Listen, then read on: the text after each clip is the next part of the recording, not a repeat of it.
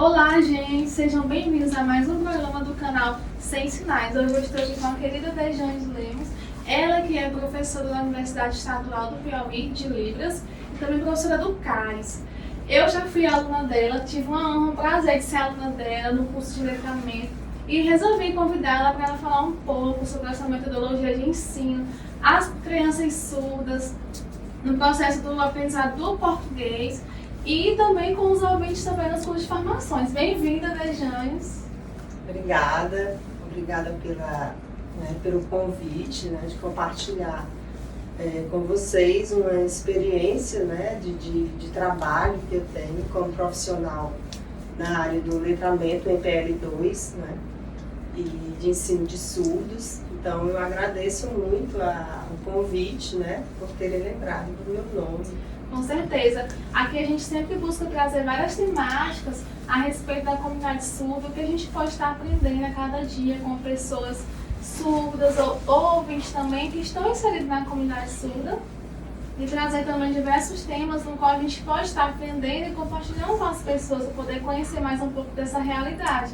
E o letramento não poderia ficar de fora. E por você já ter sido minha professora, para mim é uma referência nesse contexto de letramento, porque eu aprendi muito com você e quero que você também nos ensine e nos explique um pouco sobre a questão desse processo do letramento, como que se dá e as metodologias. Mas primeiro, vamos só fazer aqui uma retrospectiva, como você chegou, como foi que você escolheu entrar na área da Libras também. Certo, então, eu sou professora da rede estadual desde 2000, mas entrei na rede, por meio de concurso público, trabalhando com ensino de português, sou formada em letras português, mas em escola regular. Mas eu sempre tive um propósito de trabalhar com a educação inclusiva, eu sempre tive esse desejo. E em 2010 surgiu, eu soube, conheci o CAS e soube dos cursos de Libras, que eram oferecidos aos professores da rede estadual, é um direito do professor. Faz parte da formação. Isso, faz parte da formação. E como na minha formação na universidade eu não tive a disciplina, porque, como nós sabemos, a lei é de 2002, o decreto já de 2005, eu me formei antes. Então, no meu currículo não tive a disciplina de Libras. Então, eu me interessei muito. Digo, olha, eu quero fazer esse curso. Então, eu entrei na área como estudante, me matriculei no CAS, numa turma de professores, O CAS, que é um centro de referência para muitas pessoas, já formou muitos profissionais, Exatamente, que é onde eu trabalho hoje, Então, eu em 2010 fiz o Libras Básico e ao terminar o Libras Básico, eu já fiz o teste para o Libras Intermediário. E aí surgiu uma vaga para professor de português no CAS, porque o CAS é uma instituição da rede estadual também. E como eu já era da rede, da rede estadual, já era professora, eu só pedi a minha transferência da escola onde eu estava lotada para o CAS. Então, em 2010, eu começo a trabalhar com a educação de surdos, no Centro de Atendimento ao Surdo, e foi a minha primeira experiência. Então, eu estou no CAS desde 2010. Olha só que interessante, Você saiu ali, mesmo da zona de conforto, aquele que já era o costume, como os professores estar ali naquele sistema regular, e você se sensibilizou, se interessou pela área, eu quero mais, quero me dedicar a esse público. Foi assim que você... Isso, exatamente, Então, assim, quando eu comecei a fazer o curso, eu já fui com interesse, Mas quando eu comecei a fazer, eu digo, olha, é por aqui mesmo. Porque o que a eu gente... me encontrei.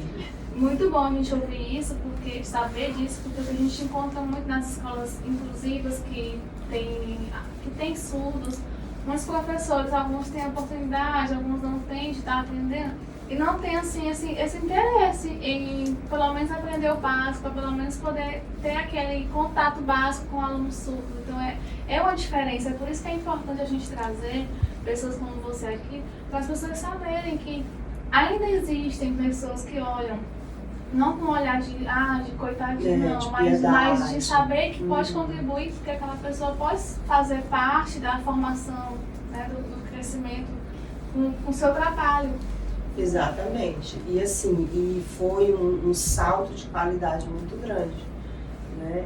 Eu me sinto muito realizada. Não assim, que eu já esteja pronta e acabada, porque a gente sabe que a educação, né? Quer dizer, quanto mais você se capacitar, quanto mais o professor tiver que estudar, tiver que ler, ele vai cada vez mais melhorando a sua prática, né? Então, assim, é um aprendizado constante, realmente. E na área da educação inclusiva, na área da surdez, né, com esse tempo todo que eu já estou, né, eu gosto muito de dar esse meu depoimento, né? Eu faço um paralelo de quando eu comecei em 2010 para agora, né? Então, assim, no meu primeiro ano na educação do surdo, eu me senti frustrada. Eu não tive resultados, porque assim, eu era muito ainda, estava no início. Né? Na questão de comunicação mesmo? Também, né? Na questão da língua, porque eu fiz o curso básico, depois o intermediário, mas assim, eu não conhecia muitas estratégias, eu não sabia como ensinar português para surdos, que é PL2, não é PL1. É isso que eu ia lhe perguntar, como é que foi se entrar para você? Porque tem um pouco assim da questão de que, nossa, você, professora de português, né, formada na área do português de uma língua e conhecer outra língua e ter que ensinar aquela língua que não é fora do normal, porque se um estrangeiro quiser aprender também, você, a professora, vai ensinar, mas uma modalidade diferente. Diferente, né? É diferente. Então, assim, por isso que foi o entrave, né? Porque o que a gente aprende na universidade? É ensinar português como PL1. Então, o aluno de licenciatura em letras português, ele sai da universidade preparado, né, para ensinar português para ouvintes. E um detalhe também, ouvintes de forma oral, né? Exatamente. O português oral, porque também tem um português. Né? E aí, quando a gente vai para essa outra realidade do português para surdos, há várias especificidades que a gente tem que considerar. A modalidade, que é diferente. Então, são duas línguas diferentes, de modalidades diferentes, uma oral, né, a auditiva, para o surdo. Né? Ele tem uma língua L1 que tem que ser considerada, porque é com essa língua, é a L1 dele, que é, no caso aqui no Brasil, é a Libras, né? É essa língua que vai fazer sentido para ele, é o conhecimento prévio dele, digamos assim. Então, o conhecimento prévio do surdo, ele é baseado na L1 dele, que é uma língua visual, né? Não é uma língua oral. Então, aí já é a primeira diferença, que o professor de português, muitas vezes, não entende, né? Não entende porque não conhece essa realidade. Até o próprio sistema, né? O sistema, ele vem todo com conteúdo didático, mas tudo voltado para a alfabetização do português oral. Oral. Exatamente, o oral. E aí o surdo, o português dele é a modalidade na escrita. Escrita, exatamente. Então, ensinar português como língua 2 para o surdo é ensinar leitura e escrita. Ler e escrever são duas habilidades que devem andar juntas, né? Então, leitura e escrita, né? Tem até o Geraldi, né, que é um dos autores que eu gosto muito de ler na área de ensino de língua. Ele diz que o ensino de língua deve ter como base um tripé: leitura, escrita e análise linguística. E para o surdo também é assim. É leitura, é possível.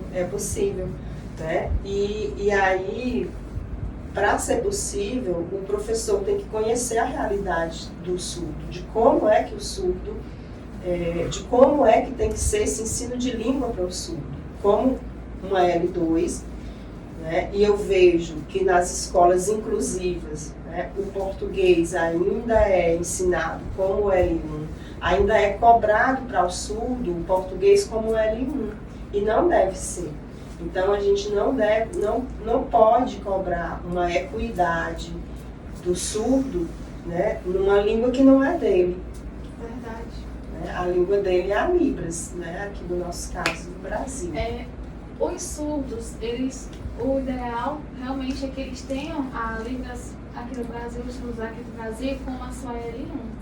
Mas você consegue explicar pra gente a questão dessa percepção do próprio surdo, quando ele usa a Libras como a sua língua 1 para se comunicar, mas o surdo, a Libras tem a referência do português, na verdade, na parte das palavras, dos léxicos, que muitas pessoas não conseguem entender essa diferença e acham que o surdo escreve errado. Porque assim, o surdo tem a referência do português na questão das palavras, dos nomes, porém tem a questão da estrutura gramatical, e quando o surdo aprende o português, a regra gramatical do português, aí ele já está usando o português mesmo, não que é correto. Explica um pouco para as pessoas entenderem essa diferença, por favor. Assim, são duas modalidades diferentes, são estruturas diferentes, né? A estrutura sintática é diferente, né? A organização da frase na Libras é diferente da organização da frase no português, e isso acontece não é só com Libras e português, com inglês, português, francês, português. Então, qualquer falante de outra língua que vá aprender uma língua estrangeira, ele vai encontrar essas diferenças. Que a estrutura gramatical é diferente. Isso. E a estrutura da L1, ela sempre vai ser a base da aprendizagem de uma L2. Então, por isso que os surdos, né, muitas vezes, quando eles ainda estão no início da aquisição do português como L2, eles escrevem, muitas vezes não fazem a concordância de gênero, né?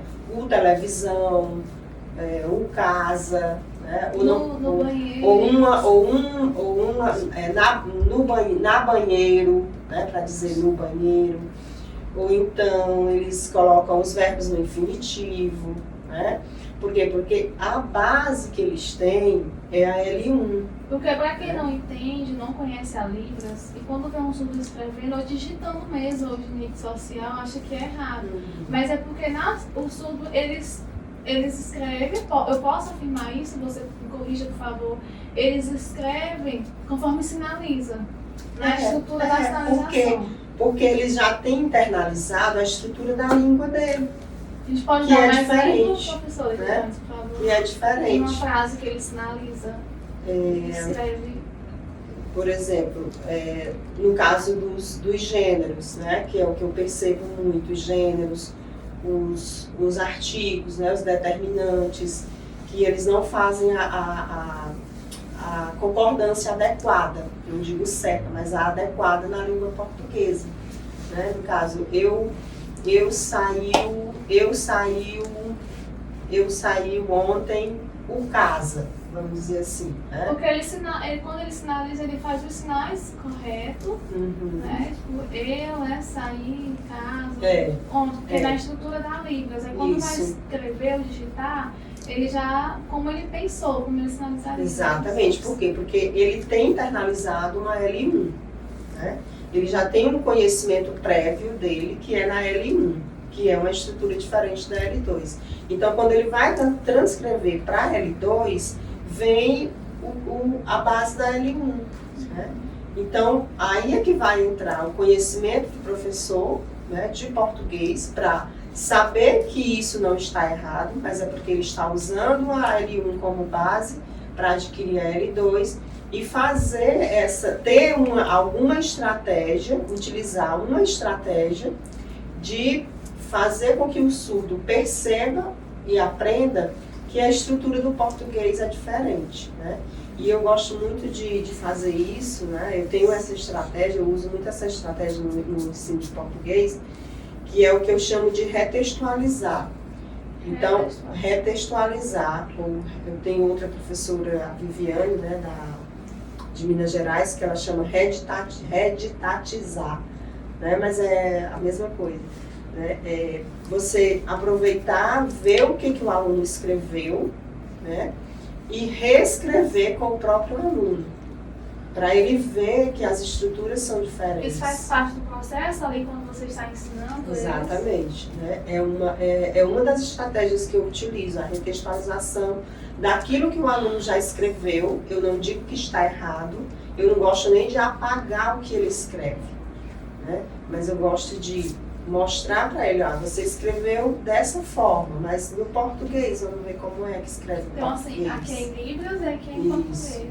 Aí eu mostro que são diferentes, né? As frases são diferentes. Mas tem o mesmo sentido. Isso. Né? Se tiver faltando alguma letra, digo, olha, vamos reescrever. Então, a estrutura do português é essa. As pessoas perguntam muito assim, ele sabe escrever, ela sabe ler.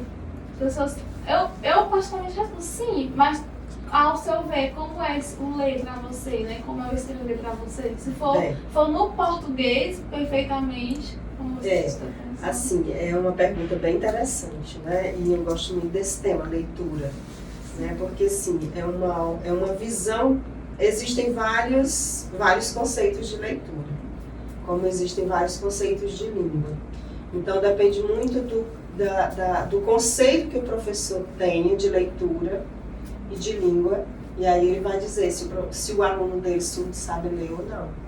Então, o conceito de leitura, né, existe um conceito muito restrito, que é aquela leitura ligada à decifração do código. Não, leu uma frase, decifrou o código, a palavra, pronto, está lendo. Né? Mas eu não gosto muito desse conceito, apesar de que a leitura, ela depende da decodificação, sim, dos códigos, né? Porque senão a gente não lê, não faz aquela primeira leitura, se não conseguir decifrar o código, juntar as sílabas, né? Tudo mais. Que esse é um dos conceitos de leitura, decifrar a palavra, né? A frase, o código em si. Mas há um conceito de leitura bem mais amplo, que é o que eu gosto. Né? Então, ler não só decifrar o que está escrito, né? Decodificar as palavras, mas perceber o sentido, né? É extrapolar o sentido das palavras em vários contextos. Né? Tem a ver a interpretação? Com interpretação. Então, para eu dizer, né, o que é leitura para mim é um processo. Né? Ele é um processo que ele é construído não apenas entre o leitor e o texto, né? Mas para eu ler e entender o texto, eu tenho que acionar vários conhecimentos, e isso o surdo faz também.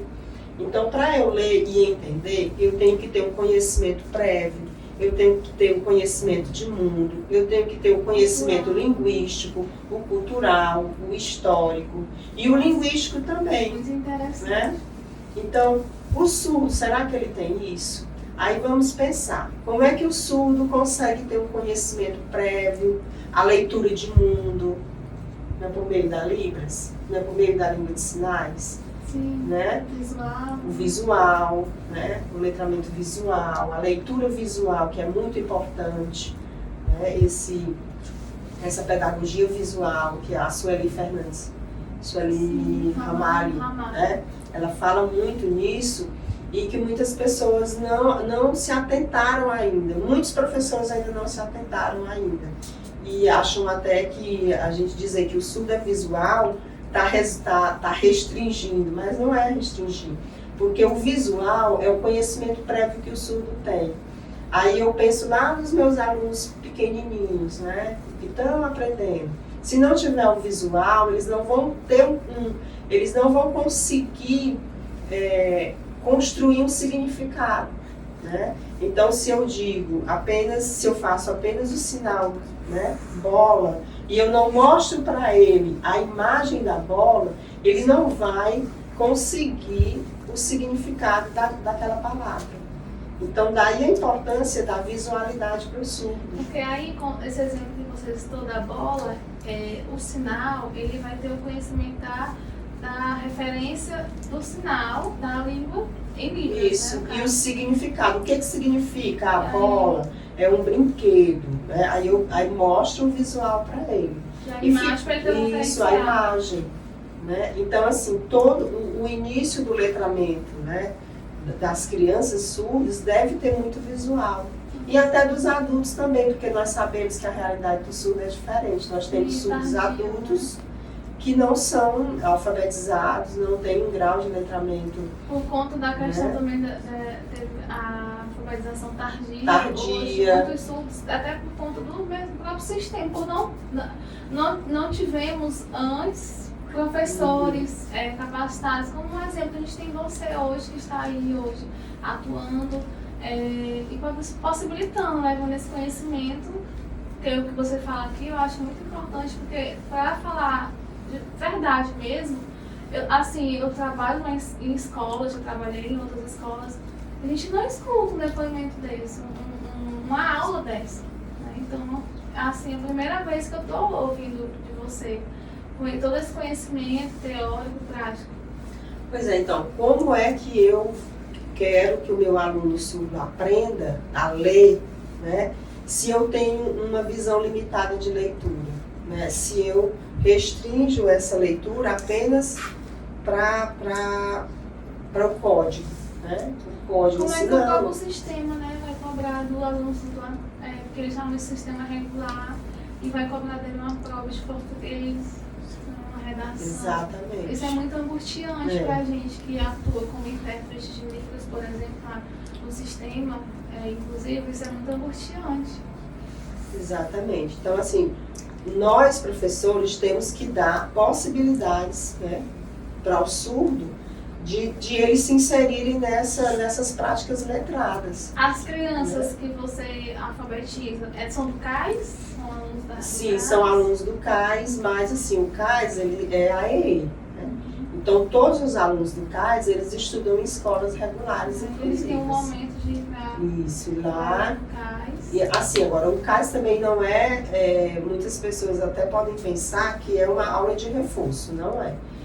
Lá são trabalhados projetos de leitura, né? Não é nada de reforço, não é reforçar o que eles têm as aulas nas escolas regulares e lá no CAIS a gente trabalha com o ensino de português como L2. Como tem sido, Tijanes, esse processo deles? A sua percepção de possibilidades, como você falou, a importância do professor perceber as possibilidades. Como você tem visto o desenvolvimento deles? Assim, eu, nesse tempo, né, nesses 10, quase 11 anos, né, eu vejo que tem avançado. Tanto por parte dos professores que estão buscando capacitação, né, estão buscando se preparar, conhecer, né, essa realidade, né, da escola bilíngue, né, como também dos surdos. Então eu tenho também essa experiência do antes e do agora, né? Porque quando eu comecei na educação de surdos, eu percebia muito que os surdos não gostavam de aulas de português, pelo menos lá no CAIS, né? Eles não queriam assistir, não gostavam. E eu vejo que hoje não tem mais essa aversão ao português. E eu entendo que isso aconteceu por conta da mudança que houve no ensino, ou que está havendo ainda, né? De forma lenta, mas está havendo. Então, os professores eles já têm uma outra visão, alguns professores, né? De como é ensinar português para surdo, já conhecem algumas estratégias, né? Já tem essa consciência de que é possível o surdo aprender português, né? Já tem essa consciência de que o português para o surdo não deve ser cobrado como um L1. Então, existem estratégias, várias estratégias que podem ser utilizadas no ensino de língua para o surdo, né? De português, partindo principalmente, né? Essencialmente, da leitura.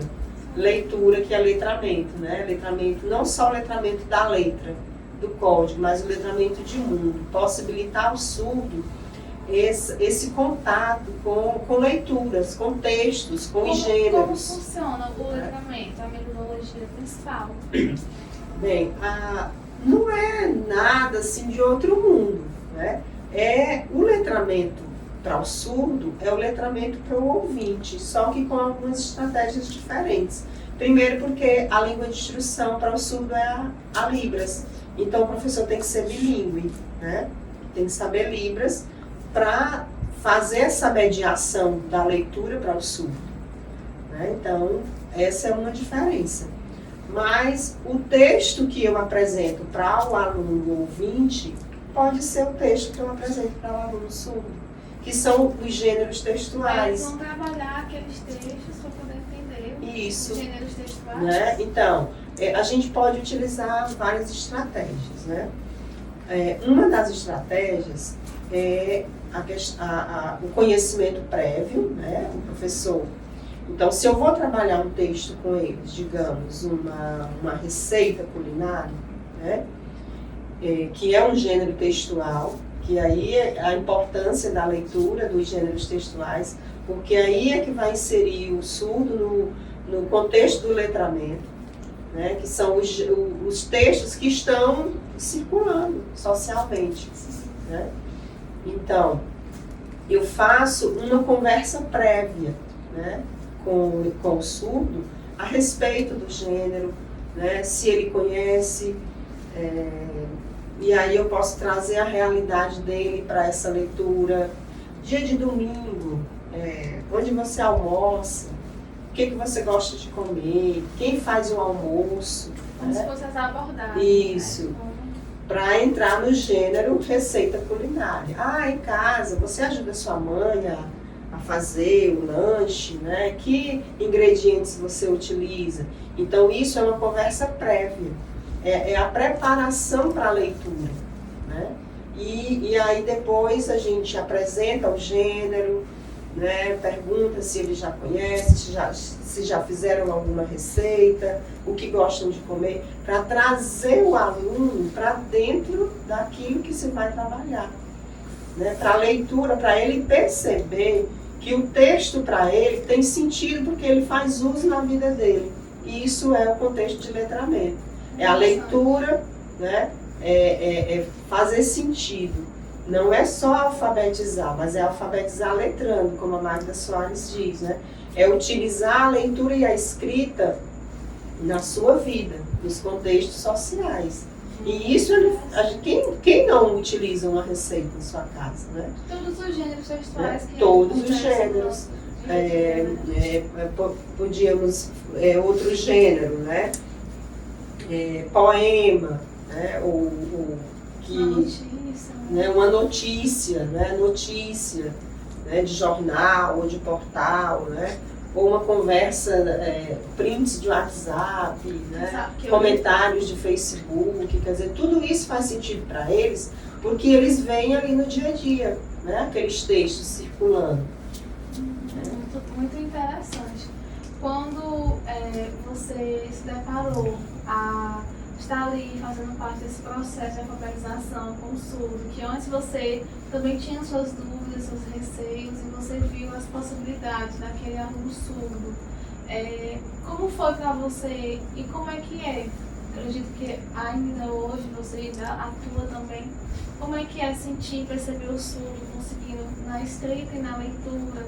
Porque na parte de sinalizar, o surdo sinaliza em livros, porque muitas pessoas não sabem, é importante a gente também esclarecer isso, porque não é ler um texto, nós que somos ouvintes sabemos línguas, é sinalizar ele, seguir um português sinalizado, né?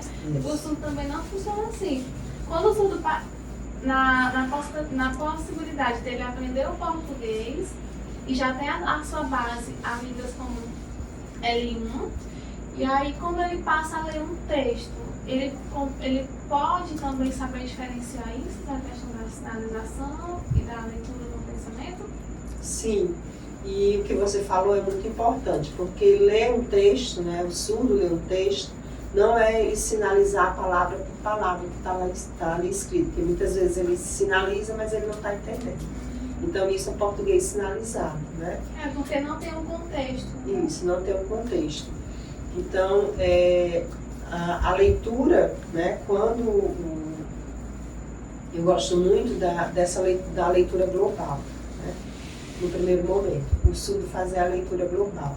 Então, quando eu... Que é onde ele vai ver Isso, eu apresento o texto, depois da conversa prévia, né, da conversa sempre conversar antes da leitura com o surdo, fazer ele dizer algo, né, daquele gênero, daquela leitura que vai ser apresentada, né? É a conversa prévia, que é exatamente o conhecimento prévio, que é um dos fatores, né, da leitura, o conhecimento Sim. prévio. É o professor saber o que o surdo já tem de conhecimento sobre aquilo. arrancado, entendeu? Isso. Então, a leitura global, né, é quando o surdo já está com o texto escrito na mão, né? Quando ele já está ali, olhando para o texto escrito, então ele faz aquela leitura do texto e aí eu pergunto, né, o que você entendeu do texto? Sinalize, faça sua leitura sinalizada. Que ele vai se expressar, Isso, né? sem olhar para... Ele já leu o texto, ele já olhou para o texto, que é a leitura silenciosa. Né? O surdo faz leitura silenciosa, né? Leitura só com os olhos. E aí depois ele vai ler, né, o texto, sem olhar mais para o texto, dizer o que ele entendeu.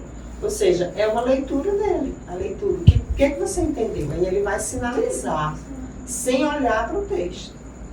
Então, aí ele começa a sinalizar o que ele entendeu da leitura. É igual a gente também, quando a gente lê um texto, lê toda uma notícia, você já vai, a pessoa pergunta o que você entendeu. Isso. Aí você vai expressar o resumo de como você não vai seguir a palavra por palavra, porque você não está olhando. Agora, para você ler, aí é diferente, você vai ler as palavras. Isso. Né? Então, assim, a gente não faz isso com o ouvinte. Ó, lê, o que você entendeu do texto? Aí a pessoa fala, eu entendi isso, aconteceu isso. Então, com o surdo também a gente faz. Tem os feedback positivos deles? Sim, tem, né? E a gente consegue perceber que mesmo ele não lendo o texto completo, né, todas as palavras, ele conseguiu captar a informação, ele consegue entender, que é o que a gente chama, ele fez uma leitura global. Ele não leu todas as palavras, mas ele conseguiu entender o texto. Eu comparo muito isso, às vezes eu não sei muito bem inglês, né? Eu tenho uma noção muito básica. Mas eu consigo ler um texto, assim, não todas as palavras, mas eu consigo entender, né? Eu consigo entender. Até nós também no português tem palavras que a gente não conhece, a gente vai lá e pega no dicionário. Exatamente. Então essa é a primeira leitura que a gente tem que fazer o surdo, né? Perceber que ele é capaz de entender um texto em português. Porque ele vai ver algumas palavras que ele pode conhecer, já vai entender algum sentido, né? Isso. Tem um termozinho que usa, que é no próprio inglês, que eu lembro que a professora, no estudar, a professora mandava a gente dizer aquelas palavras que a gente identifica. As cognatas. As cognatas, né? As palavras cognatas. Que são mais fáceis a gente perceber e já entender um pouco do que está falando. Então o surdo ele também faz essa leitura. Então mesmo ele não lendo todas as palavras do texto, ele consegue entender que informação é que tem naquele texto ali. E aí ele sinaliza. Então essa é uma primeira leitura. E aí depois a gente vai trabalhando de forma mais aprofundada, né? Contextualizando as palavras, né? Porque assim, antes quando se falava em alfabetização, né, era muito a questão de palavras descontextualizadas, que a gente sabe também que o surdo passou muito por isso, né, na oralização, aquelas listas de palavras para ele decorar. E hoje não, a gente tem que contextualizar as palavras, porque uma palavra ela tem vários significados, solto, né? Vai dependendo do contexto. Né? Então, como trabalhar vocabulário? A partir do texto. A partir do texto. De onde que pode usar aquela palavra isso, e qual contexto. Isso. Então, eu lembro de uma das das atividades de leitura que eu fiz com o surdo, né, com minha turma, era um paradidático, né, e havia o verbo ajudar, né, lá dentro do texto.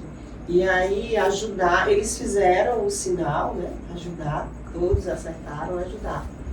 E eu retirei daquele contexto e aí eu fui perguntando, mas esse verbo, quais seriam outras frases que a gente poderia formar, né, escrever com esse verbo ajudar? E aí eles foram sinalizando. Primeiro eles sinalizam, né?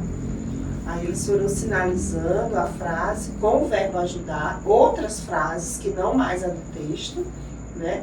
Mas foram contextualizando, colocando outras frases com o verbo ajudar, e depois eu pedi que eles escrevessem a frase em português. Claro, né? Alguns acertavam, outros não, né? Alguma estrutura colocavam, né, de forma inadequada.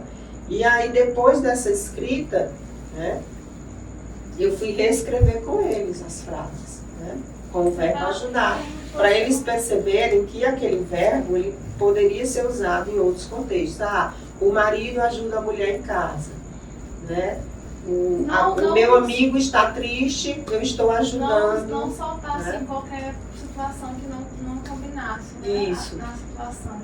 E aí depois eu pedi que eles pesquisassem imagens retratando uma situação de ajuda. Então, assim, eles colocaram uma pessoa chorando e o outro amigo consolando. Aí o outro pegou uma pessoa caída no chão e a outra dando a mão. Então, com isso a gente percebe que eles começam a ampliar e até os conceitos. O simples sentido, né, na situação. Isso, porque lá no texto não era isso, né? Era um outro contexto de ajuda. E aí eles vão ampliando. Passa a ter o sentido, o objetivo já desenvolve mais o pensamento, né? Então, e aí eles conseguem perceber também que aquela palavra, né, aquela única palavra, ela pode ser usada em vários contextos. De ajudar, né? Isso é muito, muito interessante, muito importante e necessário. Se eles tivessem, eu fico pensando, meu Deus, se tivesse tido isso desde quando já nascesse e passasse para a escola, tivesse nessa base, olha só o quanto de avanço que a gente teria, né? Exatamente. Então, por isso que o visual também é importante, né? Para você perceber o significado, né? O sentido que eles estão dando para a palavra. Então, mesmo eles já eram jovens, adolescentes, né? Pré-adolescentes, não eram crianças nessa atividade aí, né? Mas é necessário fazer isso. E é possível a gente ouvir seu depoimento, sua aula aqui pra gente, as possibilidades. Realmente, porque muitas pessoas têm dúvida, muitas pessoas me perguntam, o surdo consegue ler, como eu já ressaltei, que o surdo sabe ler, pode escrever, aprender o português. Professoras mesmo perguntam, ela consegue ler, ele consegue ler, e você aqui está dando esse exemplo pra gente, mas tem que ser estimulado, né? Tem. E tem que ter estratégia, né? É o que eu ia dizer, tem que ter esses recursos. Tem que ter. Porque é diferente, a alfabetização ela é diferente. O professor ele tem que criar suas estratégias e, assim, e eu vejo, né, tenho certeza que quando o professor ele começa a perceber realmente, quando ele começa a conhecer esse mundo do surdo, essa realidade, ele mesmo cria suas estratégias. Né? Convive, tem contato. Isso. Porque comigo, assim, como eu falei, né, no meu primeiro ano na educação do surdo, eu me senti muito frustrada. Porque eu sabia, eu estava aprendendo Libras, que também não é suficiente. Né? Eu sei Libras, pronto, já estou preparada para ensinar surdo. Não, você tem que conhecer mesmo as metodologias, estratégias de ensino, de leitura. Tem que procurar mesmo. Diferente do que algumas pessoas, por não ter conhecimento, pensam que para se comunicar com o surdo, muitos veem a Libras ainda como uma mímica, como código, como algo combinado. E a Libras é uma língua estruturada, que requer muitos estudos, tem a sua própria linguística, sua própria gramática, né? E ela exige realmente muito esforço e muito estudo. Sim, muito estudo mesmo, né? É uma língua completa, uma língua autônoma, né? Verdade. Para mim foi uma aula que eu relembrei aqui de tudo que eu aprendi no curso, me atualizei e eu acredito que vocês que estão aí acompanhando, gente, vão dar aquela força, curtir e compartilhar esse assunto muito necessário. Você conhece ou você que é professor, compartilhe, porque é muito interessante essa abordagem, essa temática que a nossa querida professora da gente trouxe pra gente. Eu lhe agradeço, peço que você deixe sua mensagem final. Então, eu agradeço mais uma vez a oportunidade de aqui estar compartilhando, né, um pouco da minha experiência. Quero dizer para vocês que sou uma eterna estudiosa, apaixonada, né, pela Libras e pelo ensino de português. E cada vez mais eu quero me capacitar, porque assim Por favor, muito, continue. Sabe, é muito gratificante para mim. Isso é uma referência pra gente aqui. E assim, eu não vim dar aula, né? Eu vim mostrar um pouco do que eu estudo, né? E do que eu faço, né? Com muito amor, com muita dedicação pelos meus alunos surdos, que eu estou com saudade, né? Pode deixar um abraço aí para eles. Eu estou de licença, né? Para estudo, estou me capacitando para voltar. Estou contando os dias assim para voltar. A sua pesquisa no mestrado também é na área da... Eu estou fazendo mestrado em linguística, né? Mas a minha pesquisa são estratégias de leitura e compreensão de textos verbo-imagéticos, né? Pelo aluno surdo. Quanto mais pesquisa para a gente ter, porque a gente está aí na esperança das escolas bilíngues, e ter os materiais, seu como de outros profissionais também que estão aí na luta, pesquisando no campo acadêmico, isso é muito importante para a gente, necessário. A gente ter saber como base, porque está surgindo aí novos professores também entrando na área, tudo vem para somar. Isso, e aí eu quero deixar também um recado para os meus amigos, professores de português, né, que estudem, né, que se capacitem na área do ensino de PL2. Né? Agora, com essa pandemia, né, a gente tem pelo menos esse lado positivo, né, de que a gente pode fazer cursos, né, excelentes, né, à distância. Então, eu já estou fazendo o terceiro já. Olha só, se reinventando. Estou fazendo um curso de PL2, muito bom, termina em dezembro. Né? E vamos estudar, vamos nos capacitar, porque a escola bilíngue, né, está aí batendo a porta. E vamos precisar de profissionais capacitados, né, para essa nova realidade da escola bilíngue. Na comunidade surda, né? Exatamente. Foi um prazer, minha querida, lhe agradeço demais. Gente, obrigada a vocês que estavam acompanhando. E não esqueçam, curta, comenta e compartilhe. Tchau!